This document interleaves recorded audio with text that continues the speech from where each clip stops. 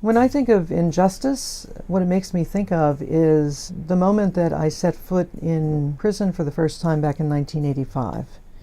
I had never thought about prisons before, and I went in to volunteer, and really what I saw there was like nothing I could have ever imagined. It was this huge place with hundreds and hundreds of men who were essentially doing nothing, and what struck me right away was the enormous waste of human potential that was there, as well as, of course, the race and ethnicity of the vast majority of the men incarcerated there.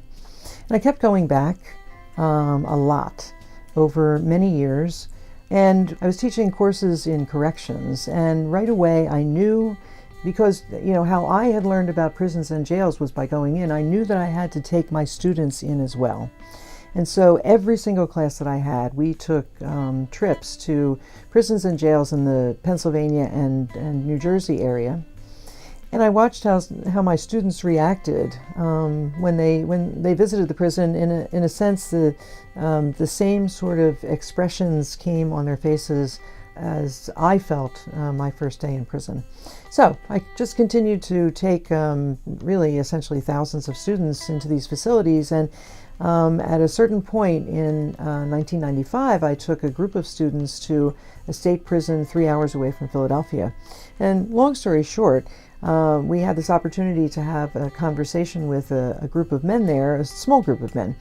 And it was just an amazing conversation. At the end of that time together with them, one of the men from the panel, a man named Paul, came up to me and said, have you ever thought of doing this over a whole semester? And what he meant was to have really a class there where we would go once a week and we would read books together and write papers and and have these kinds of really incredible conversations about crime and justice and race and class and all sorts of issues that were connected. And so in 1997, in the fall, we had our first Inside Out class. And just to describe it very simply, it is about 15 students from the outside and 15 either men or women from inside the facility coming together, sitting in a large circle, and having conversations about issues having to do essentially with social justice in the large group, in small groups, working on projects together, etc. It is very dialogue focused. As the instructor, I kind of disappear, and really the learners are the people who make the class go. And I was not prepared for really how deep and powerful this experience would be. And so I just kept doing it. I began working here a week after I was released from my life without parole sentence that I had served close to 37 years in the State Correctional Institution at Gradyford Prison. While inside of Gradyford, I was part of the original think tank that helped develop the training model to replicate the Inside Out program across the country. And what it meant for me was more than I could have imagined. It had revealed to me, just being in a dialogue process with outside students and the guys that I was serving time with, it had revealed some prejudices and biases that I wasn't even aware of. It really opened me up and made me aware how I was connected to my community, how I was connected to the larger world. I mean, I came out of that class riding high and really understanding what I needed to do to be a vehicle for change in not only my community, but the world.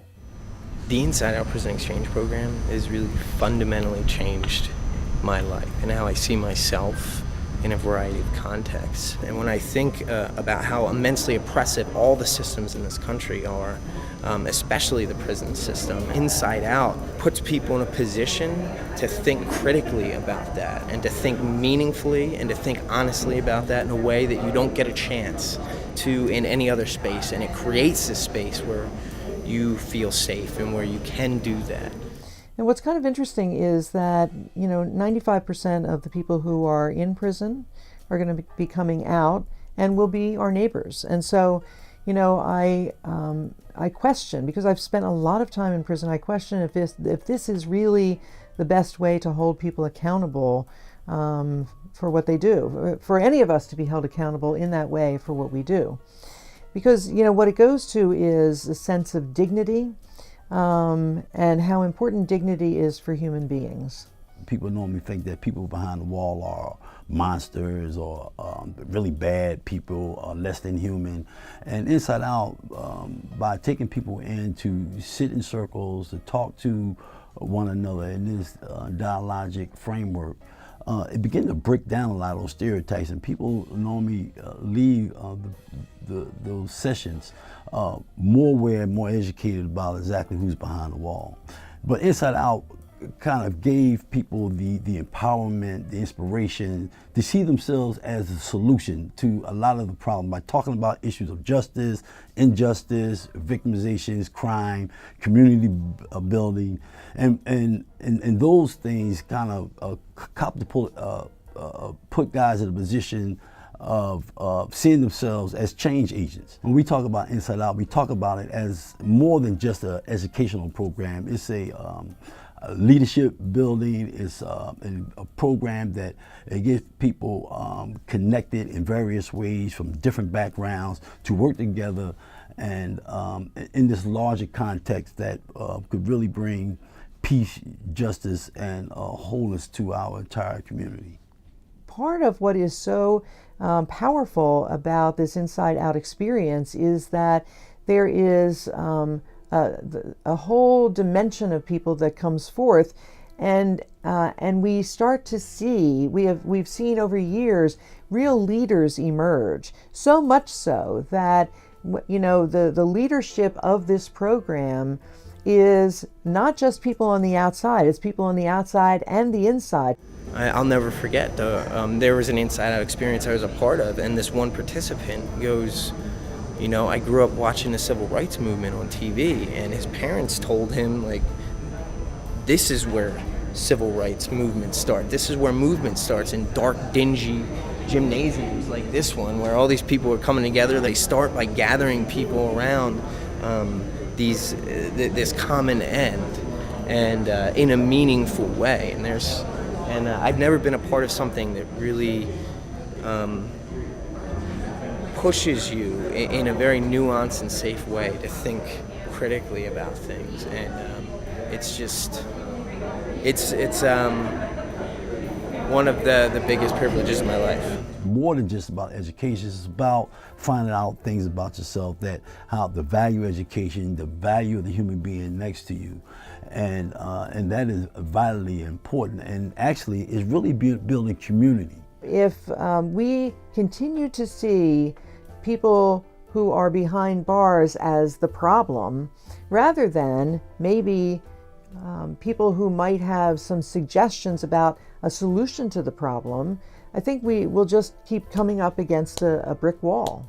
I mean, just telling my personal story, when I first went in, I was uneducated, didn't value education. And when I learned the value of education, I was able to really change my life around. I mean, that was the vehicle for me to find myself and how I was connected to this broader community. And Inside Out is bringing that very level of awareness to thousands of men and women all across the country. And I'm telling you, it's just so impactful. You have an opportunity for, if only a moment, to engage in a conversation that transcends you, that is so much bigger than you. And it's so important that people are coming together that wouldn't often come together, especially in spaces like prisons that are so immensely oppressive, because it gives every participant an opportunity to fundamentally see things in a different way. It's this opportunity for them to look beyond the uniform, beyond the assumptions, beyond the crime, and to see the person underneath. And in that, in a sense, people are seen differently, redeemed, seen again. And in that, one of the many walls that stand between us begins to break down. The hope is that in time, through this exchange, these walls will become increasingly permeable and eventually extinct. One idea, one person, one brick at a time.